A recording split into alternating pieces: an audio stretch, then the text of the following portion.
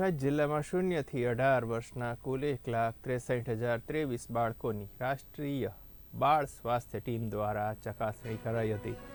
બોટાદ જિલ્લામાં RBSK ટીમની ચકાસણી દરમિયાન ગંભીર બીમારીવાળા 60 બાળકો નોંધાયા હતા। તપાસણી દરમિયાન અન્ય ખામીવાળા 22,597 બાળકો નોંધાયા હતા। ગંભીર બીમારીવાળા બાળકોને સારવાર માટે અમદાવાદ, ભાવનગર સિવિલ હોસ્પિટલ ખાતે સંદર્ભ કાર્ડ ભરી રેફરલ સેવા દ્વારા સારવાર પૂરી પાડવામાં આવી હતી। બોટાદ જિલ્લામાં ચાલુ વર્ષે બોટાદ, ગઢડા, બરવાળા અને રાણપુર તાલુકામાં શાળા આરોગ્ય તપાસણી કરાઈ હતી।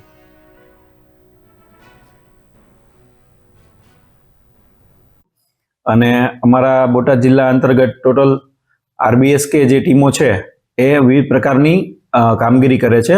એમાં ખાસ તો સ્કૂલમાં જઈને બાળકોને તપાસવાના હોય છે અને જે સ્કૂલે નથી જતા અને નવજાત જે બાળકો જન્મે છે એવા બધા બાળકોની ઘરે ઘરે જઈને આપણે તપાસ કરવાની હોય છે।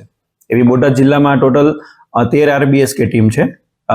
RBSK એટલે આપણે કેન્દ્ર સરકાર દ્વારા એક પ્રોગ્રામ ચાલે છે, રાષ્ટ્રીય બાળ સ્વાસ્થ્ય કાર્યક્રમ।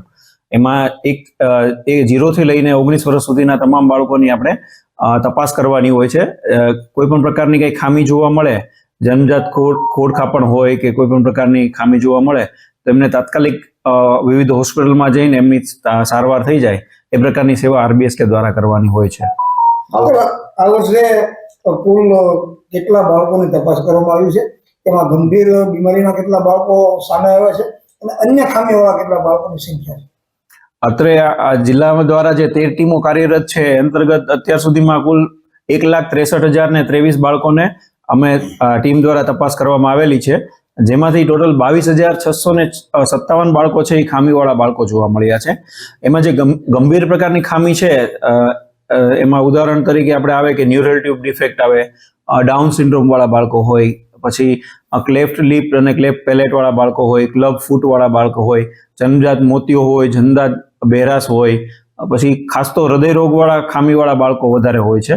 એવા ટોટલ અમારે જે 60 છે બાળકો એમાં ખામીવાળા મળ્યા છે, એમાં 38 બાળકો તો ખાલી હૃદયરોગના બાળકો મળ્યા છે, જેને જન્મજાત હૃદયરોગ છે એવા બાળકો, જેની મેં તાત્કાલિક જે અમદાવાદ છે હોસ્પિટલ સિવિલ હોસ્પિટલમાં લઈ જાય છે અમારી ટીમ દ્વારા અને એની સારવાર કરાવીએ છીએ।